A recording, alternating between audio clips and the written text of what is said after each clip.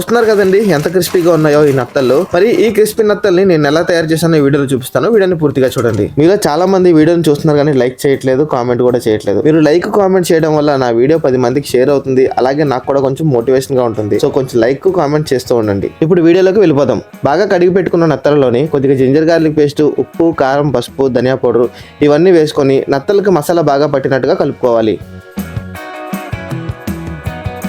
ఇప్పుడు నత్తలలోని ఒక 2 చెంచాలు కార్న్ఫ్లోర్, అలాగే 1 చెంచా శనగపిండి, వీలైతే కొంచెం బియ్య పిండి కూడా యాడ్ చేసుకోండి. ఇవన్నీ వేసిన తర్వాత నత్తలని కొంచెం జాగ్రత్తగా కలుపుకోవాలి, లేదంటే విరిగిపోతుంటాయి అనమాట టైట్ అయిపోయి. పిండి వేసిన తర్వాత కలిపినప్పుడు టైట్ గా అనిపించింది అనుకోండి, కొంచెం వాటర్ అనేది లైట్ గా చల్లుకొని కలుపుకోవాలి. ఇలా కలుపుకున్న తర్వాత ఒక అరగంట సేపు ఫ్రిడ్జ్ లో పెట్టేయాలి. సో అరగంట సేపు ఫ్రిడ్జ్ లో పెట్టినట్లయితే ఇదిగోండి ఇలా కోటింగ్ అనేది నత్తలకి బాగా పడుతుంది. ఇప్పుడు వేడివేడి నూనెలోని ఇప్పుడు ఇలా ఒక్కొక్క నెత్తలని మనం విడివిడిగా వేసుకోవాలి. ఆయిల్ మరీ హైలో కాకుండా అలాగని లోలో కాకుండా మీడియంగా టెంపరేచర్ ఉండేటట్టు చూసుకోండి.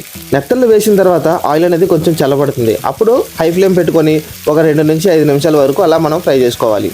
నెత్తలను ఆయిల్లో వేసిన వెంటనే కాకుండా 1 నిమిషం గ్యాప్ ఇచ్చి అప్పుడు ఇలా సపరేట్ చేసుకోవాలి, లేదంటే నెత్తలకు మనం కలుపుకున్న కార్న్ఫ్లోర్ కోటింగ్ ఆయిల్లోనే వదిలేస్తుంది. సో ఫ్రెండ్స్ చూడండి, 5 నిమిషాలు మీడియం ఫ్లేమ్లోని ఫ్రై చేసిన తర్వాత నెత్తలు ఎంత క్రిస్పీగా ఉన్నాయో. ఇదే విధంగా మిగిలిన నెత్తలను కూడా ఫ్రై చేసుకోవాలి.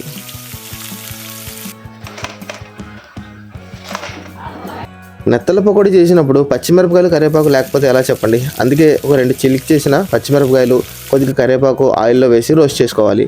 ఆ తర్వాత వాటిని రోస్ట్ అయిన వెంటనే తీసి నెత్తల మీద వేసుకోవాలి. సో ఫైనల్గా మన క్రిస్పీ నత్తలు పకోడీ అయితే రెడీ అయిపోయింది అనమాట. చూశారు కదా ఫ్రెండ్స్, మీకు వీడియో కనుక నచ్చినట్లయితే లైక్ చేయడం మర్చిపోకండి. అలాగే ఛానల్లో కొత్తగా వచ్చినట్లయితే సబ్స్క్రైబ్ చేసుకోండి.